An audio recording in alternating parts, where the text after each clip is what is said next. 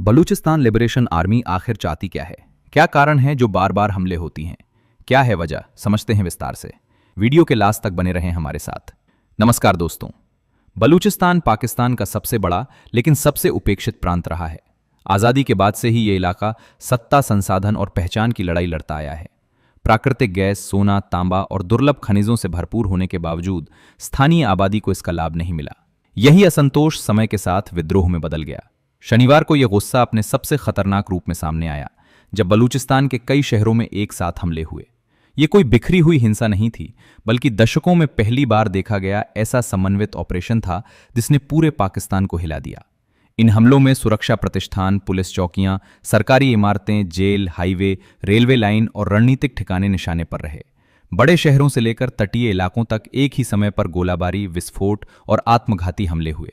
इस ऑपरेशन को विद्रोही संगठन बलूचिस्तान लिबरेशन आर्मी ने अंजाम दिया और इसे एक नाम दिया, हेरोफ, जिसका मतलब बलूची साहित्य में काला तूफान होता है।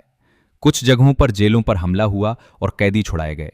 कहीं प्रशासनिक अधिकारियों को अगवा किया गया तो कहीं सुरक्षा पोस्ट को पूरी तरह ध्वस्त कर दिया गया।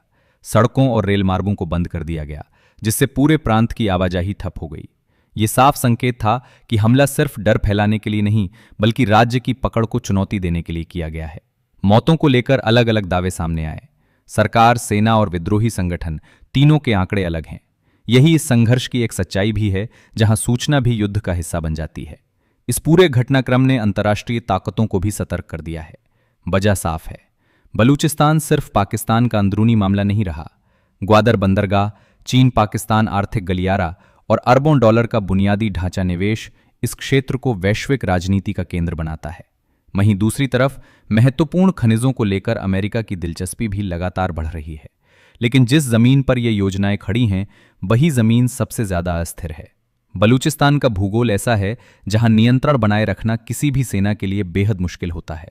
पहाड़ी और रेगिस्तानी इलाकों में विद्रोहियों को स्थानीय समर्थन मिलता है और यही उन्हें ताकत देता है। बलूचों की मुख्य शिकायत यही रही है कि उनके संसाधनों का इस्तेमाल तो होता है, लेकिन बदले में उन्हें गरीबी और दमन मिलता है। गैस और खनिज से होने वाली कमाई का बड़ा हिस्सा बाहर जाता है, जबकि स्थानीय लोगों को बहुत कम मिलता है। यही भावना दशकों से इस संघर्ष को जिंदा रखे हुए है। विशेषज्ञ मानते हैं कि सिर्फ सैन्य ताकत से इस समस्या का समाधान संभव नहीं है। जब तक राजनीतिक संवाद, संसाधनों का न्यायपूर्ण बंटवारा और भरोसे की बहाली नहीं होगी, तब तक बलूचिस्तान बार बार सुलगेगा। शनिवार का हमला सिर्फ एक दिन की घटना नहीं था।